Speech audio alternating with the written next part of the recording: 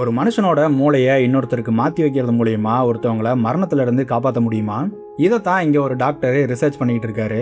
இவரோட ஒய்ஃபு ரொம்ப வருஷத்துக்கு முன்னாடி மூளையில் ஏதோ பிரச்சனை வந்து இறந்து போயிடுறாங்க. இதனால ஒருத்தரோட மூளையில் ஏதாவது பிரச்சனையாகுது, அது செயலிழந்து போகுது அப்படின்னா, நல்லா இருக்கிற ஒரு மனுஷனோட மூளையில் இருக்கிற செல்களை எடுத்து அந்த செயலிழந்துகிட்டு இருக்கிற மூளையில் வைக்கும்போது நல்லா இருக்கிற செல்கள் செயலிழந்துட்டு இருக்கிற அந்த மூளையை குணப்படுத்தும் அப்படின்னு சொல்லிட்டு இவர் ஒரு ட்ரீட்மெண்ட்டை கண்டுபிடிக்கிறாரு. ஆனால் மனுஷனோட மூளை அவனோட உடம்புல இருக்கிற மற்ற உறுப்புகள் மாதிரி இல்லாமல் ரொம்பவே காம்ப்ளிகேட்டடாக இருக்கிறதுனால இதில் ரிஸ்க் ரொம்ப அதிகமாக இருக்குன்னு இந்த ரிசர்ச்சை பண்ணுறதுக்கு எந்த ஹாஸ்பிட்டலுமே இவருக்கு சப்போர்ட் பண்ண மாட்டேங்குது. அப்போ தான் ரியல் எஸ்டேட்ன்ற பேரில் எல்லாத்தையும் ஏமாற்றி திருடிக்கிட்டு இருக்கிற நம்ம ஹீரோயின் இவரோட வீட்டுக்கு வாடகைக்கு குடி வரா. இவ ஒரு திருடின்னு தெரிஞ்சதுக்கு அப்புறமா இவரோட ரிசர்ச்சுக்கு அவளை யூஸ் பண்ணிக்கலாம் அப்படின்னு சொல்லிட்டு அவளை அந்த வீட்டுக்குள்ளே அடைச்சி வைக்கிறாரு. அப்போதான் இவ ஏற்கனவே பண்ண தப்புக்காக இவளை தேடி போலீஸ் அந்த இடத்துக்கு வர்றாங்க. இந்த இடத்துல இவளை அடைச்சி வச்சு இந்த ரிசர்ச்சை இல்லீகலாக பண்ணிக்கிட்டு இருக்கிற நம்ம டாக்டர் அந்த போலீஸ் கிட்ட மாட்டிக்கிட்டாரா, இல்லை இவர் நினைச்ச மாதிரி அந்த ரிசர்ச்சை சக்ஸஸ்ஃபுல்லாக பண்ணி முடிச்சாரா, கடைசியில் இவளுக்கு என்னாச்சு அப்படிங்கிறத பார்த்துருவோம். படத்தோட பேர் ட்விஸ்டட், 2026 இப்போ ரிலீஸ் ஆன படம். இன்னும் ஒரு விஷயம் என்ன அப்படின்னா, சா சீரீஸை எல்லாருமே பார்த்துருப்போம். உலகம் பூரா அந்த படம் பயங்கர ஃபேமஸு. ஸோ அந்த படத்தை எடுத்த அதே டேரக்டர் தான் இந்த படத்தையும் எடுத்திருந்திருக்காரு.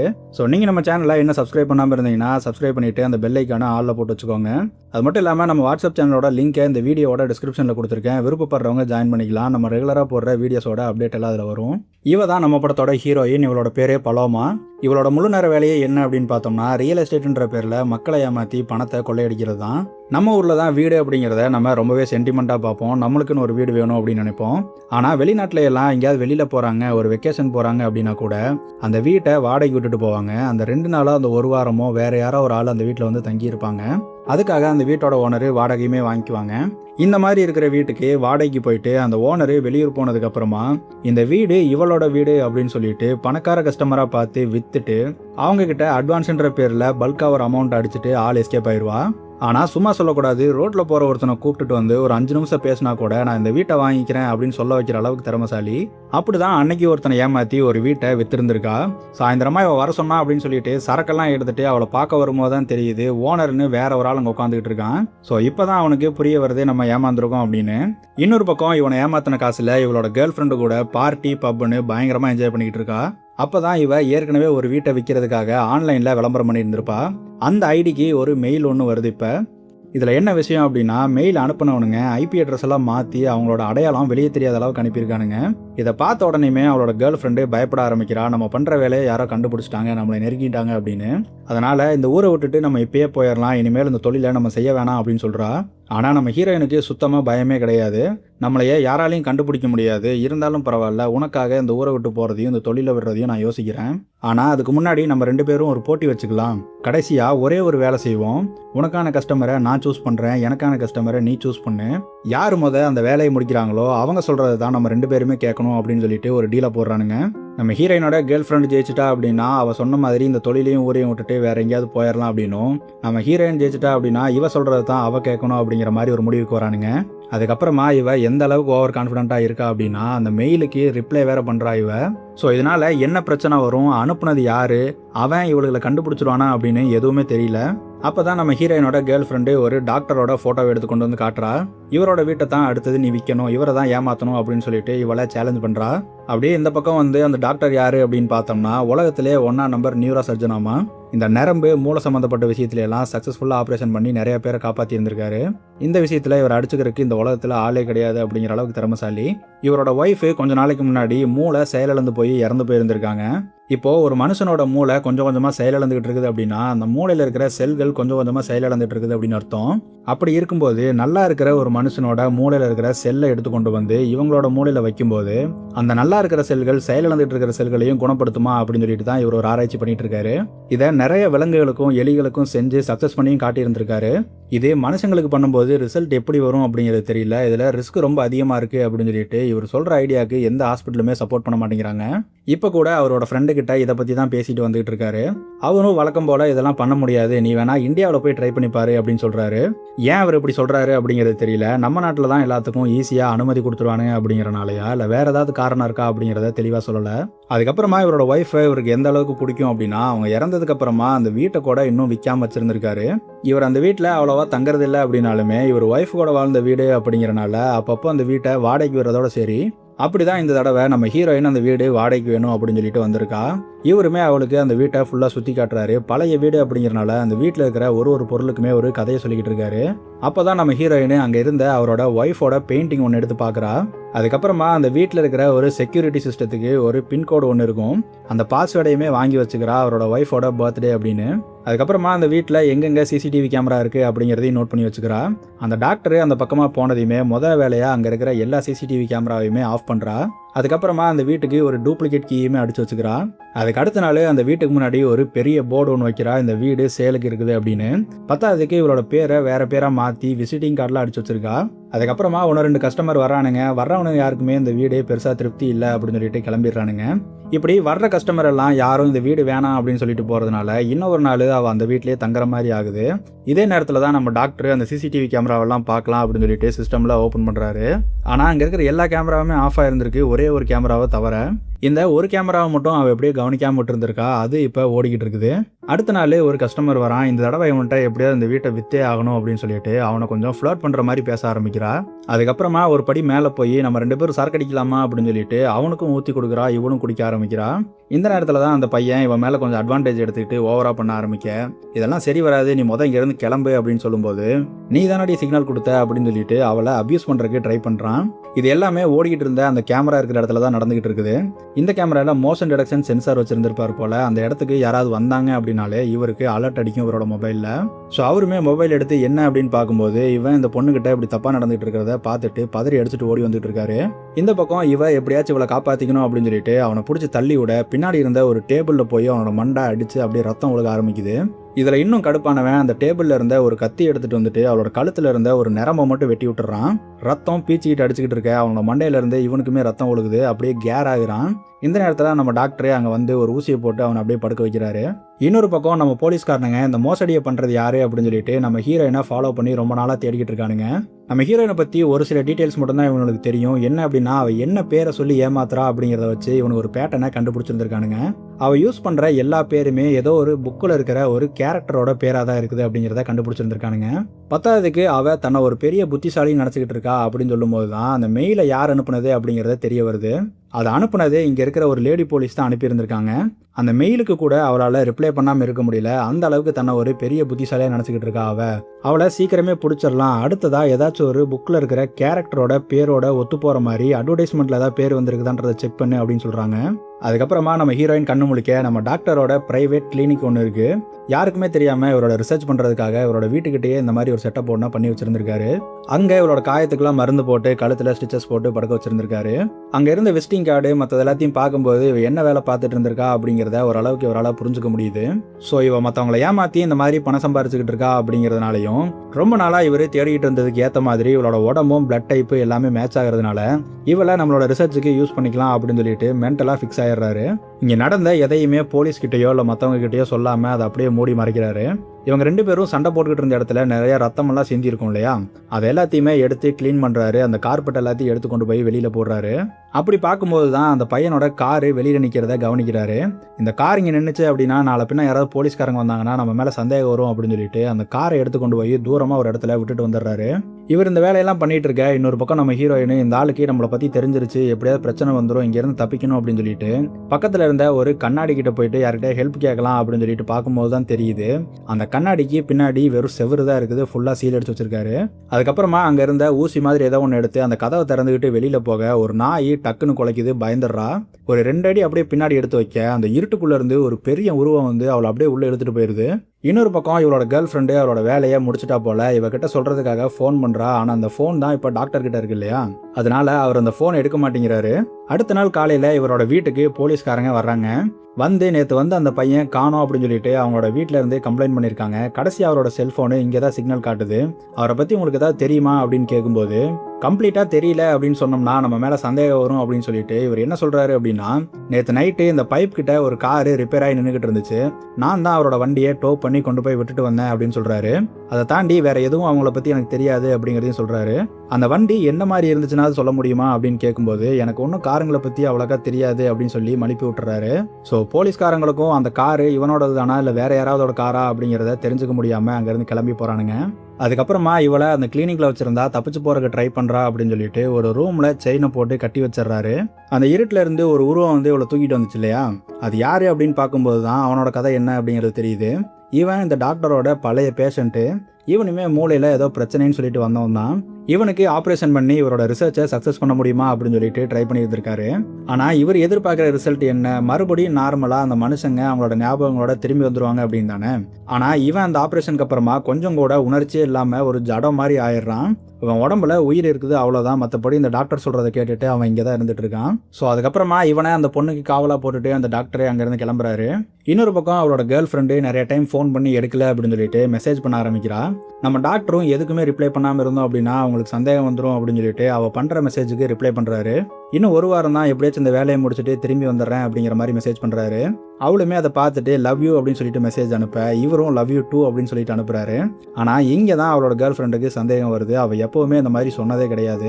ஸோ போன இடத்துல இவளுக்கு ஏதாவது பிரச்சனையாக இருக்குமா அப்படின்னு சொல்லிட்டு பயப்பட ஆரம்பிக்கிறா. அதனால கூட ஒரு ஆளை கூட்டிட்டு நேராக அந்த வீட்டுக்கே கிளம்பி போறா. இன்னொரு பக்கம் நம்ம ஹீரோயினும் இங்கேருந்து எப்படியாவது தப்பிக்க முடியுமா அப்படின்னு சொல்லிட்டு அவளால் என்னென்ன முடியுமோ எல்லாத்தையும் செஞ்சுக்கிட்டு இருக்கா. எனக்கு ரெஸ்ட் ரூம் போகணும், என்னை வெளியில் கூட்டிகிட்டு போங்க அப்படின்னு சொல்லி கத்திக்கிட்டு இருக்கா. அப்போது அந்த டாக்டரோட அசிஸ்டண்ட் தான் வந்து இவரோட செயினை கழட்டி விட்டுட்டு அவளை ரெஸ்ட் ரூமுக்கு கூட்டிகிட்டு போகிறான். அப்போ கூட கையில் லாக் பண்ணி கூடையே தான் கூட்டிகிட்டு போகிறான். அந்த நேரத்தில் இவங்ககிட்ட எப்படியா சென்டிமெண்ட்டாக பேசி கொஞ்சம் கனெக்ட் ஆகிட்டோம் அப்படின்னா இவன் மூலயமா இங்கேருந்து எப்படியா தப்பிச்சிடலாம் அப்படின்னு சொல்லிட்டு அவனுக்கு பேச்சு கொடுத்துக்கிட்டே இருக்கா. ஆனால் இவனுக்கு எந்த உணர்ச்சியுமே இல்லை, ஒரு கல் மாதிரி அப்படியே நின்றுக்கிட்டே இருக்கான். மறுபடியும் அவளை கூட்டிகிட்டு வந்து அதே செயினில் கட்டி போட இந்த பக்கம் நம்ம ஹீரோயினோட கேர்ள் ஃப்ரெண்டு அந்த வீட்டுக்கு வந்துட்டா. அப்போது அவள் கூட வந்த பையனை மட்டும் அந்த வீட்டில் போய் கதவை தட்டி உள்ளே யார் இருக்காங்க, நம்ம பழமா இருக்காளான்னு மட்டும் பார்த்துட்டு வா அப்படின்னு சொல்லிட்டு அனுப்பி விட்றா. அவனுமே கையில் கன்னை இவளுக்கு பாதுகாப்பு கொடுத்துட்டு அவன் உள்ளே போகிறான். கதவை தட்ட நம்ம டாக்டர் வெளியில் வர்றாரு. பழமா இருக்காளா அப்படின்னு கேட்கும்போது அந்த மாதிரிலாம் யாரும் இங்கே இல்லையே, நீங்கள் வீடு மாதிரி வந்துட்டீங்க அப்படின்னு சொல்ல நம்ம டாக்டரை தள்ளி விட்டுட்டு உள்ளே போய் அவரோட பேரை சொல்லி கத்திக்கிட்டு இருக்கான் இவன். நம்ம டாக்டரும் ரொம்பவே பொறுமையாக அந்த மாதிரி யாரும் இங்கே இல்லை, நீங்கள் வெளியில் போங்க அப்படின்னு சொல்லிக்கிட்டு இருக்க. அங்கே இருந்த இவரோட ஒய்ஃபோட பெயிண்டிங்கை கையில் எடுத்து பார்த்துட்டு அதை ஏதோ அசிங்கமாக திட்டிடுறான். அவரோட ஒய்ஃபை பற்றி பேசின உடனே இவருக்கு பயங்கரமாக கோபம் வருது. இதுக்கு மேலே பொறுமையாக இருக்க முடியாது அப்படின்னு சொல்லிட்டு அங்கே இருந்த ஒரு சீடி எடுத்து அவனோட கழுத்தில் நேராக ஒரு கோடை போட்டுறாரு. இந்த பக்கம் இப்படி நடந்துகிட்டு இருக்க நம்ம ஹீரோயினோட கேர்ள் ஃப்ரெண்டு அந்த சைடு என்ட்ரன்ஸ் வழியா உள்ளே போகலாம் அப்படின்னு சொல்லிட்டு அந்த பக்கமாக வந்துகிட்டு இருக்கா. ஆனால் இவரோட சிசிடிவி கேமரால தான் எந்த பக்கம் ஆளுங்க வந்தாலும் இவருக்கு அலர்ட் அடிச்சிடும் இல்லையா. அவரோட மொபைலில் இப்போ அந்த அலர்ட் சிஸ்டம் வேலை செய்யுது. அதுக்கப்புறமா அங்கே ஒரு செக்யூரிட்டி லாக் ஒன்று இருக்குது. நம்ம ஹீரோயின் இந்த வீட்டுக்கு வந்த அன்னைக்கு இவகிட்ட பேசும்போது அந்த லாக்கோட பாஸ்வேர்டை இவகிட்ட சொல்லியிருந்திருப்பா. நம்ம டாக்டரோட ஒய்ஃபோட பர்த்டே தான் அப்படின்னு. அதை இவ போட்டுட்டு அந்த கதவை திறந்துக்கிட்டு உள்ளே போக நம்ம டாக்டரை இவளை எப்படியாச்சும் பிடிச்சிடணும் அப்படின்னு சொல்லிட்டு வீட்டில இருந்து ஓடி வந்துகிட்டு இருக்காரு. இங்கே நடக்கிற பிரச்சனை பத்தாது அப்படின்னு சொல்லிட்டு நம்ம ஹீரோயின் வேற அவளை கட்டி வச்சிருந்த அந்த செயினை அத்துறா. அங்கேருந்து அவள் தப்பிச்சு போகிற அந்த சத்தம் கேட்டு அந்த அசிஸ்டண்ட்டே அவளை பின்னாடியே துரத்திட்டு வந்துகிட்டு இருக்கான். நம்ம டாக்டரே அந்த சைடு என்ட்ரன்ஸ் வழியாக வேக வேகமாக உள்ளே வந்து அந்த பொண்ணை பிடிக்கிறதுக்கு வந்துகிட்டு இருக்காரு. இந்த நேரத்தில் தான் நம்ம ஹீரோயின் கரெக்டாக அதே வழியில் வந்து ஒரு மூலையில் உட்காந்துட்டு கையில் கத்தி எடுத்துகிட்டு ரெடியாக உட்காந்துக்கிட்டு இருக்கா. நம்ம டாக்டரோ அந்த அசிஸ்டண்ட்டோ யாராவது வந்தாங்க அப்படின்னா டக்குன்னு அந்த கத்தி எடுத்து குத்தி அவங்கள கொண்டுட்டு எதுவும் தப்பிச்சு போயிடலாம் அப்படின்னு சொல்லி ஐடியாவோட உட்காந்துக்கிட்டு இருக்கா. நம்ம டாக்டரும் அந்த வழியாக கொஞ்சம் கொஞ்சமாக கிட்ட வந்துக்கிட்டே இருக்க இவளுக்கு அந்த சத்தம் கேட்க ஆரம்பிக்குது. அவங்க கிட்டத்தில் வந்த உடனேயுமே அவள் எந்திரிச்சு யாருன்னு கூட பார்க்காம அந்த கத்தி எடுத்து 4 தடவை குத்துனதுக்கு அப்புறம் தான் அந்த மூஞ்சியவே அவள் பார்க்குறா. வந்ததே டாக்டர் கிடையாது, இவளோட கேர்ள் ஃப்ரெண்டு அப்படின்னு தெரிஞ்சதுக்கப்புறமா அவ்வளோதான் அப்படியே உட்காந்து அழுக ஆரம்பிக்கிறான். என்ன பண்ணுறது அப்படின்னு தெரியாமல் கதறிக்கிட்டு இருக்க அந்த நேரத்தில் கரெக்டாக அந்த டாக்டர் அங்கே வராரு. அவர்கிட்ட எப்படியாவது இவளை காப்பாற்றுங்க அப்படின்னு சொல்லிட்டு கெஞ்சிக்கிட்டு இருக்கும்போது பின்னாடி இருந்து அந்த அசிஸ்டண்ட்டுமே வந்து அவளை அப்படியே தூக்கிட்டு போயிடுறான். ஸோ அடுத்தடுத்து இங்கே வர்றவனுங்க எல்லாருமே செத்துக்கிட்டே இருக்கானுங்க. அந்த டாக்டரோட கணக்கில் கொலை ஏறிக்கிட்டே இருக்கு. அங்கேருந்து கட் பண்ணோம் அப்படின்னா அடுத்ததாக அந்த டாக்டர் அவரோட வீட்டில் உட்காந்து அவரோட ஒய்ஃபோட ஒரு வீடியோவை பார்த்துக்கிட்டு இருக்காரு. அதில் என்ன இருக்குது அப்படின்னா ஆக்சுவலாக இவர் ஒரு ரிசர்ச் ஒன்று பண்ணிட்டு இருக்காரு இல்லையா, அதை கண்டுபிடிச்சது இவர் கிடையாது, இவரோட ஒய்ஃப் தான் அதை ஆரம்பிச்சிருந்திருக்காங்க. அதுக்கப்புறமா அவங்களோட மூளையிலே ஒரு பிரச்சனை வந்து அந்த மூளை செயலிழந்து போய் அவங்க இறந்து போயிருந்திருக்காங்க.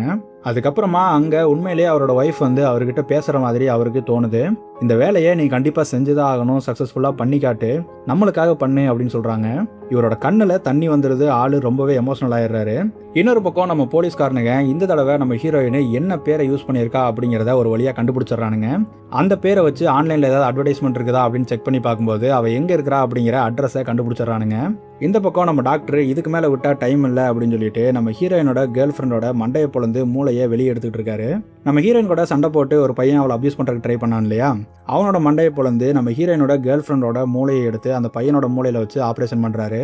அந்த லேசர்லாம் அடித்து அவனோட மூளையில் அப்படியே அதை ஃபிட் பண்ண அதுக்கப்புறமா அவங்ககிட்ட பேச்சு கொடுக்க ஆரம்பிக்கிறாரு. நான் பேசுறது உனக்கு கேட்குதா, கேட்டுச்சு அப்படின்னா அவனோட கையை தூக்கி காமி அப்படின்னு சொல்கிறாரு. அவனும் அதை கேட்டுட்டு அவனோட கையை அப்படியே தூக்கி காமிக்கிறான். நம்ம ஆப்ரேஷன் சக்ஸஸ் ஆயிருச்சு அப்படின்னு சொல்லிட்டு நம்ம டாக்டர் சந்தோஷப்பட அந்த பையன் அப்படியே கொஞ்சம் கொஞ்சமாக எந்திரிச்சு உட்கார ஆரம்பிக்கிறான். அதுக்கப்புறமா நம்ம ஹீரோயினை பார்த்துட்டு அவன் பாட்டுக்கு எந்திரிச்சு நம்ம ஹீரோயின் கிட்ட போய்கிட்டு இருக்கான்.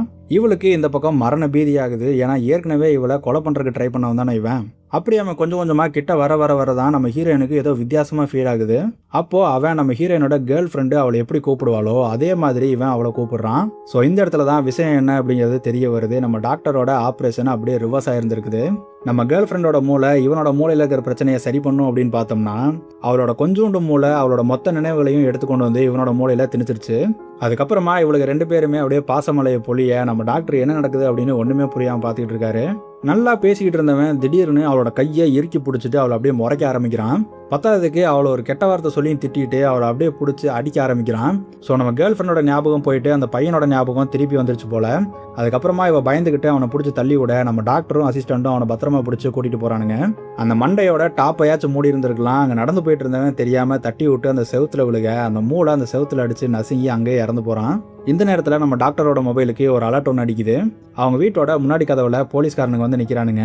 வந்தவனுங்க நம்ம ஹீரோயின் இந்த இடத்துல ஒரு பேரை யூஸ் பண்ணியிருந்திருப்பா இல்லையா, அந்த விசிட்டிங் கார்டில் ஒரு பேர் இருந்துச்சுல்ல, அதே பேரை சொல்லி இந்த பொண்ணோட ஃபோட்டோவை காமிச்சு இவ்வளோ தெரியுமா அப்படின்னு கேட்குறானுங்க. நம்ம டாக்டரும் இந்த பொண்ணை பற்றி எனக்கு எதுவும் தெரியாது, நான் பார்த்ததில்ல அப்படிங்கிற மாதிரி சொல்கிறாரு. இந்த வீட்டோட சிசிடிவி கேமராவோட ஃபுட்டேஜ் எல்லாம் எனக்கு வேணுமே, கிடைக்குமா அப்படின்னு கேட்கும்போது, இப்போது ரீசெண்டாக ஒருத்தவங்க என் வீட்டுக்கு வாடகைக்கு வந்தாங்க, அவங்க இந்த வீட்டோட சிசிடிவி கேமராவை ஆஃப் பண்ண சொல்லியிருந்தாங்க, அதனால எதுவுமே ரெக்கார்ட் ஆகலை அப்படிங்கிற மாதிரி சொல்கிறாரு. சரி பரவாயில்ல, வீட்டுக்குள்ளே தானே வேலை செய்யாது, வெளியில் கதவு கிட்ட ஒரு கேமரா இருக்குல்ல, அதோட ரெக்கார்டை கொடுங்க அப்படின்னு கேட்குறாங்க. நம்ம டாக்டருமே அந்த ஃபுட்டேஜ் உங்களுக்கு தரேன் அப்படின்னு சொல்லிட்டு ஒத்துக்க, வீட்டுக்கு ஒருத்தவங்க வாடகைக்கு வந்தாங்கன்னு சொன்னீங்கல்ல, அவங்களோட பேர் என்ன அப்படின்னு கேட்குறாங்க. இந்த இடத்துல தான் நம்ம ஹீரோயின் 2 விதமான பேரை யூஸ் பண்ணியிருந்திருப்பா. அந்த விசிட்டிங் கார்டில் இருந்தது ஒரு பேர், அது போக இந்த டாக்டர் கிட்ட வேற ஒரு பேரை சொல்லியிருந்திருப்பா. இந்த 2 பேருமே நம்ம டாக்டருக்கு மட்டும்தான் தெரியும், நம்ம போலீஸ்காரங்களுக்கு அந்த விசிட்டிங் கார்டில் இருக்கிற பேர் மட்டும் தான் தெரியும். அதனால நம்ம டாக்டர் அந்த பேரை ரொம்ப தைரியமாக சொல்கிறாரு. அதுக்கப்புறமா நம்ம போலீஸ்காரனுங்க அங்கேருந்து கிளம்புறானுங்க. ஆனால் நம்ம லேடி போலீஸ்க்கு நம்ம டாக்டர் மேலே ஒரு சந்தேகம் ஒன்று இருக்குது. அவர் பேசுறது பண்ணுறது எல்லாமே கொஞ்சம் வித்தியாசமாக இருக்கிற மாதிரி இருக்குது, அவர் நம்ம கிட்ட இருந்து எதையோ மறைக்கிறாரு அப்படின்னு சொல்கிறாங்க. பத்தாவதுக்கு அந்த வீட்டில் நம்ம ஹீரோயினும் அந்த பையனும் சண்டை போடும்போது அந்த கார்பெட்டில் ரத்தம் விழுந்ததுனால நம்ம டாக்டர் அதை க்ளீன் பண்ணியிருந்திருப்பார் இல்லையா, அந்த இடத்த இந்த லேடி போலீஸ் கரெக்டாக நோட் பண்ணியிருந்திருக்காங்க. இப்போ தான் ரீசெண்டாக அந்த கார்பெட்டை அங்கேருந்து க்ளீன் பண்ணியிருந்திருக்காங்க. பத்தாவதுக்கு அந்த செவுத்துல ஒரு ஃபோட்டோ இருந்திருக்கு, அதை இப்போ தான் எடுத்திருந்திருக்காங்க அப்படிங்கிறது வரைக்கும் எல்லாத்தையும் நோட் பண்ணிட்டு வந்திருக்காங்க. அந்த டாக்டர் ஒரு பேர் சொன்னானே, என்ன பேர் சொன்னா அப்படின்னு சொல்லிட்டு அந்த பேரை யோசிக்க ஆரம்பிக்கிறாங்க. அப்போ தான் இன்னொரு க்ளூவுமே கிடைக்குது. இவ எப்போவுமே அந்த புக்கில் இருக்கிற மாதிரி ஒரு பேரை தானே யூஸ் பண்ணுவா. அப்போது அந்த விசிட்டிங் கார்டில் இருந்த பேரும் நம்ம டாக்டர் சொன்ன பேரும் இந்த 2மே புக்கில் வர்ற கேரக்டர்ஸோட நேம் மாதிரி தான் இருக்குது. அப்போது வந்தது ஒரே ஆள் தான், இந்த டாக்டர் தான் நம்மக்கிட்ட ஏதோ போய் சொல்லி ஏமாத்துறான் அப்படின்னு சொல்லிட்டு புரிஞ்சுக்கிறாங்க. இன்னொரு பக்கம் அந்த பையன் மூளை தெரிஞ்சு செத்து போயிட்டான் இல்லையா, அதனால அடுத்த ஆப்ரேஷனுக்கு நம்ம ஹீரோயினை தான் ரெடி பண்ணி நம்ம அசிஸ்டண்ட்டே கூட்டிகிட்டு போயிட்டு இருக்கான். மண்டையில் மொட்டையெல்லாம் அடித்து கூட்டிகிட்டு போயிட்டு இருக்கும்போது இந்த இடத்துலையும் நம்ம ஹீரோயின் எப்படியாவது ஒன்று பேசி தப்பிச்சிடலாம் அப்படின்னு சொல்லிட்டு அவங்ககிட்ட பேசிக்கிட்டே இருக்கா.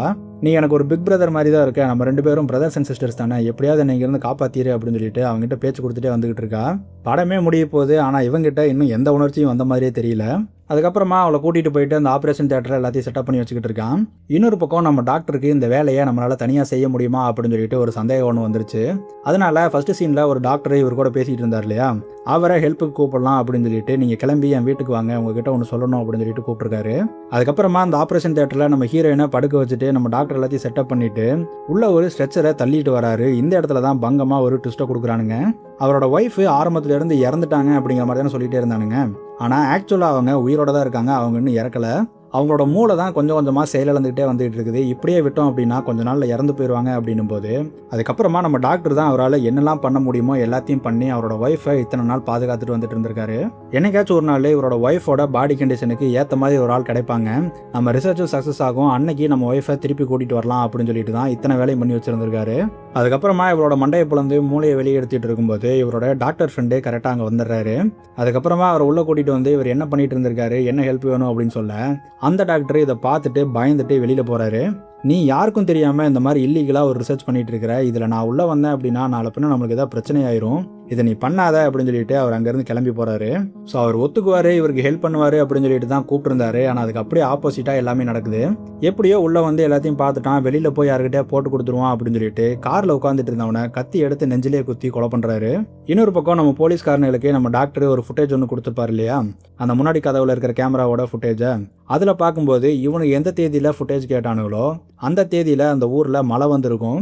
ஆனால் இவர் கொடுத்த ஃபுட்டேஜில் அந்த மாதிரி எதுவுமே இல்லை. ஸோ இவனுக்கு சந்தேகப்பட்டுட்டு இருந்தது கொஞ்சம் கொஞ்சமாக ஊர்ஜிதமாகுது. இந்த நேரத்தில் தான் அவரோட வீட்டில் இருந்து ஏதோ துப்பாக்கி சத்தம் கேட்டுச்சு அப்படின்னு சொல்லிட்டு பக்கத்தில் இருந்தவங்க மூலயமா கம்ப்ளைண்ட் வந்திருக்குது. என்ன விஷயம் அப்படின்னா, நம்ம ஹீரோயினை அந்த அசிஸ்டன்ட் ஆப்ரேஷன் தேட்டருக்கு கூட்டிகிட்டு போயிட்டு இருந்திருப்பான் இல்லையா, அவளை அந்த ஆப்ரேஷன் தேட்டருக்கு கூட்டிகிட்டு போய் விட்டதுக்கு அப்புறமா ஒரு கன் எடுத்து அவனே சுட்டுக்கிட்டு செத்துருந்துருப்பான். இந்த சத்தம் கேட்டு தான் பக்கத்தில் இருந்தவங்க பூரா போலீஸ்காரங்களுக்கு கம்ப்ளைண்ட் பண்ணியிருந்திருப்பாங்க. ஸோ அந்த ஆளோட வீட்டில் கண்டிப்பாக ஏதோ ஒன்று நடந்துகிட்டு இருக்குது அப்படின்னு சொல்லிட்டு நம்ம லேடி போலீஸு கூட ஆளுங்களை கூட்டிகிட்டு அங்கே கிளம்பி வந்துகிட்டு இருக்காங்க. இந்த பக்கம் நம்ம டாக்டர் இதுக்கு மேலே டைம் இல்லை அப்படின்னு சொல்லிட்டு இந்த ஆப்ரேஷனை கொஞ்சம் கொஞ்சமாக பண்ண ஆரம்பிச்சுக்கிட்டு இருக்காரு. இந்த போலீஸ்காரனுங்க ஒரு வழியாக அவரோட வீட்டுக்கு வந்து வீட்டோட கதவை எல்லாத்தையும் உடைச்சிட்டு கையில் கன் எடுத்துகிட்டு உள்ளே வந்துகிட்டு இருக்கானுங்க. கொஞ்சம் கொஞ்சமாக உள்ளே போக போக அந்த கிளினிக் செட்டப்லாம் தாண்டி உள்ளே போய்கிட்டு இருக்கானுங்க. அவ்வளோதான், நம்ம டாக்டரை பிடிச்சிட்டானுங்க, எல்லாம் முடிஞ்சுது அப்படின்னு நினைக்கும் போது தான் இந்த இடத்துல இன்னொரு ட்விஸ்ட்டை கொடுக்குறாரு நம்ம டாக்டர். ஆக்சுவலாக நம்ம ஹீரோயின் கூட ஃபர்ஸ்ட் சீனில் பேசிகிட்டு இருக்கும்போது அவர் ஒரு விஷயத்தை சொல்லியிருந்திருப்பார் தெரியுமா, இந்த வீட்டுக்கு பக்கத்துலேயே என்னோட ஒய்ஃபோட அப்பா அம்மா ஒரு வீட்டில் இருந்தாங்க, அங்கே தான் நான் அதிகமாக இருப்பேன், எனக்கு அவங்கள ரொம்பவே பிடிக்கும் அப்படின்னு. ஸோ இப்போ அவர் இருக்கிறது அந்த வீட்டில் தான். ஆனால் நம்ம போலீஸ்காரனு உள்ளே போயிட்டு இருக்கிறதே நம்ம டாக்டரோட வீட்டுக்குள்ளே. ஏற்கனவே இந்த மாதிரி நிறைய பிரச்சனை நடந்துருச்சு, எப்படி இருந்தாலும் இந்த போலீஸ்காரனுங்க தேடி இங்கே வந்துருவானுங்க அப்படின்னு தெரிஞ்சுட்டு தான் ஏற்கனவே ஒரு செட்டப்பை பண்ணி இடத்த மாற்றி இருந்திருக்காரு. இப்போ அவரோட வீட்டுக்குள்ளே போன அந்த போலீஸ்காரனுங்களுக்கு ஏற்கனவே இறந்து போன நிறைய பேர்த்தோட டெட் பாடி மட்டும் தான் கிடச்சிருக்குது. நம்ம டாக்டர் ரொம்ப சேஃபாக இன்னொரு வீட்டில் அந்த ஆப்ரேஷனை பண்ணி முடிக்கிறாரு. ஸோ அவ்வளோதான், படம் முடிஞ்சிருச்சு அப்படின்னு நினைக்கும் போதெல்லாம் அது எப்படி அவ்வளோ சீக்கிரம் முடிப்போம், கொஞ்சம் வெயிட் பண்ணுங்க அப்படிங்கிறானுங்க. அங்கேருந்து கட் பண்ணோம் அப்படின்னா கொஞ்சம் நாளைக்கு அப்புறமா காட்டுறாங்க நம்ம டாக்டர் அந்த போலீஸ்காரனுக்கிட்ட இருந்தெல்லாம் தப்பிச்சு அவரோட ஒய்ஃபை கூட்டிகிட்டு இப்போ வேறு ஏதோ ஒரு நாட்டில் போய் வாழ்ந்துகிட்டு இருக்காரு. அதுக்கப்புறமா நம்ம டாக்டர் அப்படியே வெளியில் சேரை போட்டு ஹாயாக உட்காந்துக்கிட்டு இருக்கேன். பின்னாடி அவரோட ஒய்ஃப் வந்து அப்படியே இவரை கட்டி பிடிக்கிறாங்க. அப்போ தான் நம்ம டாக்டரும் ஹீரோயினும் மொத பேசிக்கிட்டு இருந்தப்போ நம்ம ஹீரோயினுக்கு பசிக்குது அப்படிங்கிறத ஒரு விதமாக சொல்லி காட்டியிருந்திருப்பா. இப்போ இவரோட ஒய்ஃபுமே அதே மாதிரி சொல்கிறாங்க. இந்த இடத்துல நம்ம டாக்டரோட கண்ணெல்லாம் பிதுங்கி பயப்பட ஆரம்பிக்கிறாரு. பின்னாடி நின்று இருந்தவங்க ரொம்ப அசால்ட்டாக ஒரு கத்தி எடுத்து நம்ம டாக்டரோட கழுத்தில் ஒரு கோட்டை போட நம்ம டாக்டரும் அப்படியே பயத்தோடு அவங்கள பார்த்துட்டு அப்படியே கீழே விழுந்து இறந்து போகிறாரு. கடைசியில் அவங்களோட பேக்கெட்ல இருந்து ஒரு மோதிரத்தை எடுத்து அவங்களோட கையில் போடும்போது தான் தெரியுது அது நம்ம ஹீரோயினோட கேர்ள் ஃப்ரெண்டோட மோதிரம். ஸோ மறுபடியுமே நம்ம டாக்டர் பண்ண ஆப்ரேஷனே ஃபெயிலியராக தான் முடிஞ்சிருக்குது. ஸோ யாரோட மூளையை எடுத்து இன்னொருத்தரோட உடம்புல வச்சாலும் அந்த மூளையோட ஓனர் யாரோ அவங்களோட கான்சியஸ்னஸ் தான் அந்த உடம்புல இருக்குது அப்படிங்கிறத காமிச்சு அந்த படத்தை அப்படியே முடிக்கிறாங்க.